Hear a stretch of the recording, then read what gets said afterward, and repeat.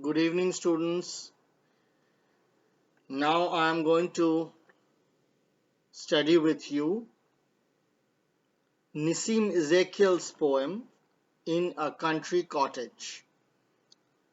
So, this is the third poem in AEC Alternative English Semester 4 and also the last. The two other pieces that you will have to study are prose pieces, and it's also interesting to note that for this paper you have poems only by Indian poets Tagore, Gauri Deshpande, and Nissim Ezekiel. Well, Nissim Ezekiel, for those who do not know about him, is an Indian writer. Despite his Western sounding name, he was of Jewish ancestry and he is considered as the first new voice in Indian English poetry. So, normally historians of Indian English poetry divide the history of this tradition into two broad halves. One is the pre-independence and another is the post-independence. And the new poets who bring a new note to the original tradition that was started by Toru Dutt and others include Dom Moraes, Nissim Ezekiel, Jayanto Mohapatro, Kamala Das, and a few others. Okay, so let's read this poem. It's a short poem like the two preceding poems, and it won't take long to record this lecture. So, in a country cottage, country of course here means rural, in a rural cottage. So this is a night scene where a lizard has entered into a house and the people in the house are observing the lizard, and in the morning when they wake up they find that the lizard has killed all the cockroaches and eaten them and left. The night the lizard came, our indolence was great.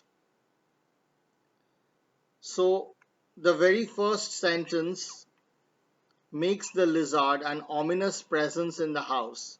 It's night and the lizard has come. It's an ominous presence. Now, what does the lizard stand for? Of course, in relation to the cockroaches that it eats up at the end of the poem, the lizard is a predator. But from an objective point of view, it is also a symbol of nature's will to maintain ecological balance. I assume that most of you have seen that movie Jurassic World, where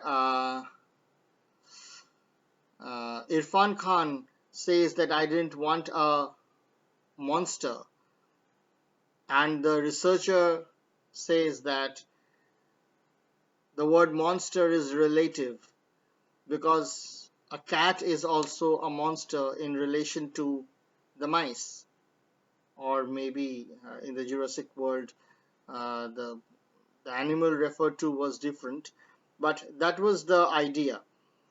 So the lizard may be a monstrous creature in relation to the cockroaches, but it nevertheless plays a significant role in maintaining ecological balance because it's a hunter. And our indolence was great. Indolence means laziness or reluctance to work. We went to bed before our eyes were heavy, limbs prepared to stretch or love. So the people living in the house are lazy.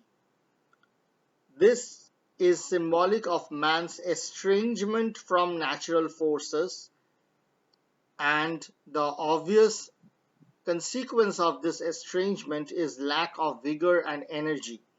So we went to bed before our eyes were heavy. So unlike animals, it's only humans who sleep just for the sake of sleeping.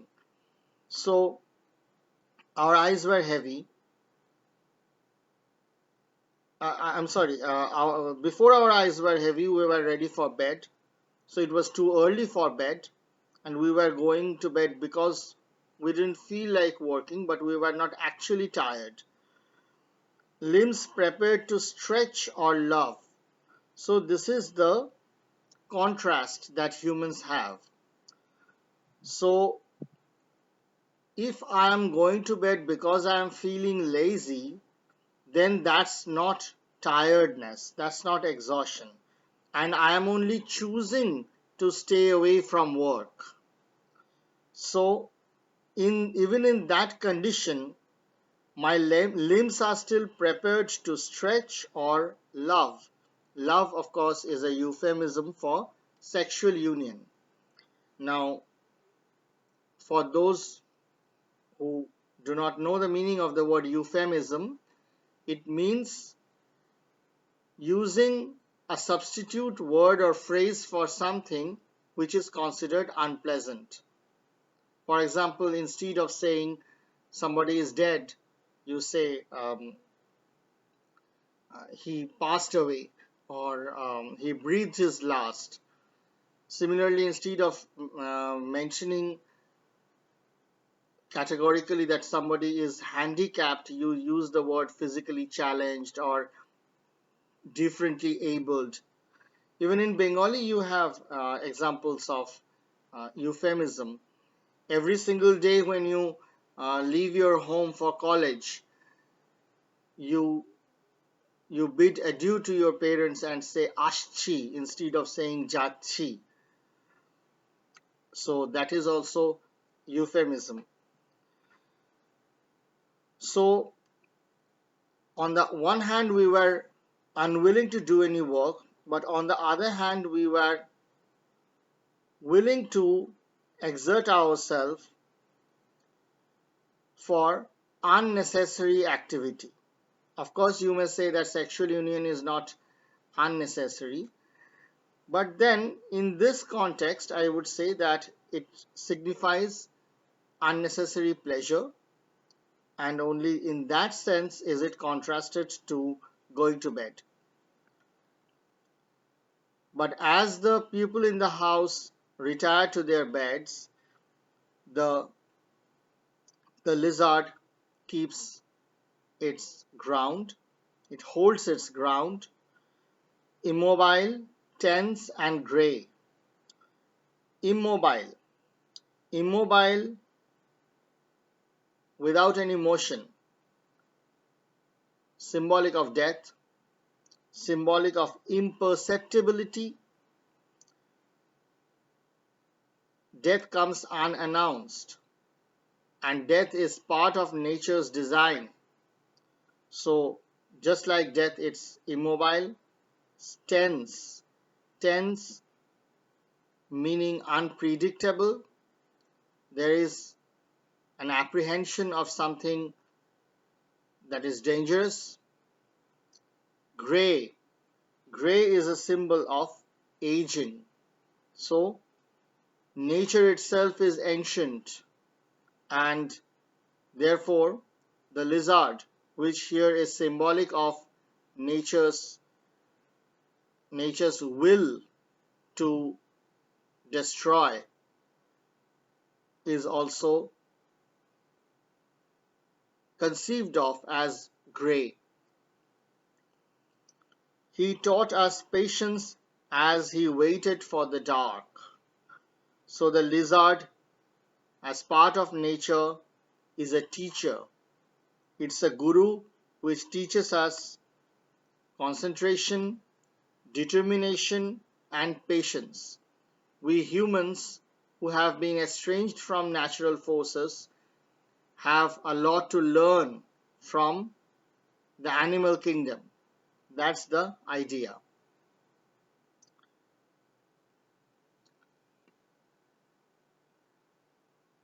There's a mythical character named Avadhut. ভাগবতে অবধূতের কথা যায়. If you read the Bhagavata Purana, you will find about Avadhuta, and it is written there that Avadhuta had 24 gurus, অবধূতের 24 guru, and he mentions birds and animals among his gurus. So this idea that humans can always learn from animals is not really very new. It has always been there since ancient times, right from the time of myths and fables. Even in Aesop's fables, in the stories of Panchatantra, you find that animals often act as mentors. From time to time, we could not help but glance at him and learn again that he was more alive than us in silent energy, though his aim was only the death of cockroaches. So these people were feeling reluctant to do any work. That's why they had decided to retire to bed. But even then, they kept staring at the lizard. That means the lizard, though a tiny creature, had a significant presence in the household. It was arresting everyone's attention. So, though the lizard in itself is an insignificant creature, as an embodiment of nature's design, it deserves our attention. And the lizard's patient wait for the house to become dark, and its patient wait for the right moment to pounce on the cockroaches, that was symbolic of its silent energy. So energy doesn't mean that you will always have to be bodily very active. Even when your mind is active, when you are focusing on something silently, that is also symbolic of the fact that you are energetic. Also, silent energy may ironically refer to the cryptic behavior of death. Death doesn't beat drums. Death doesn't announce its coming. It's simply silent. It comes like a thief and steals you away. And I would like to remind you of that famous song by Kabir. That famous song,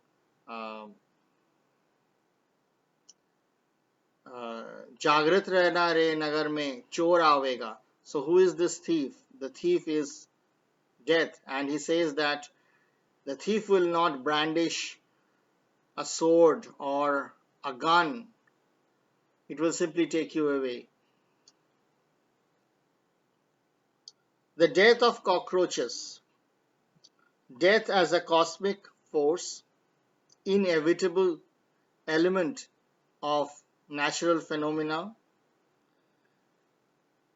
and also as a prelude to a new birth, a renewal, a rejuvenation. Because death often cleans and purges our existence. The old people die, old creatures die, old objects wither away, decay, and new things come into being. So this is a cosmic cycle. So while the death of cockroaches in itself is an act of violence, it nevertheless makes the house clean And that's what is emphasized in the concluding stanza. When we awoke the next morning, we found, as we expected, that the job was done, clean and complete, and the stout lizard gone. So the house is free of cockroaches. The lizard may be ugly, the lizard may appear to be a predatory creature, but its act is nevertheless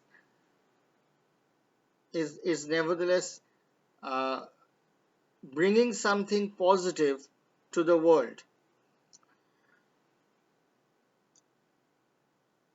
And see how, in a matter of fact way, it is written that the job was done, clean and complete.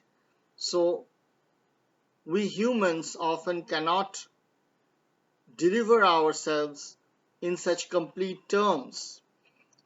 We often leave our works unfinished. There is a lack of discipline and integrity in our endeavors, but the lizard, which is part of nature, has proven that it can accomplish its aim by leaving nothing unfinished. So no incomplete job here. Everything is complete and clean. Stout lizard gone. So the lizard leaves as imperceptibly as he had come, just like death. Stout lizard, why? Because it has fed itself on the cockroaches.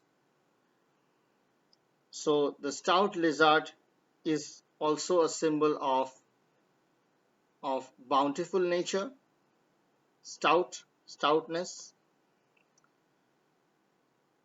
symbol of fertility, fecundity.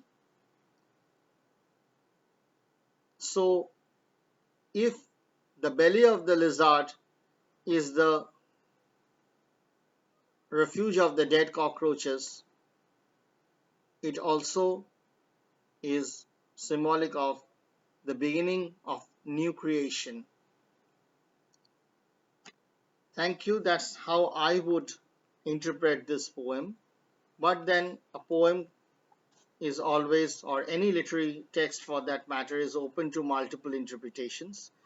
So if you are not satisfied with my interpretation, you can go for other um, other sources and study material. But at the end of the day, you will have to answer only objective MCQ type questions. So don't don't be too tensed about this paper. Thank you. Good night.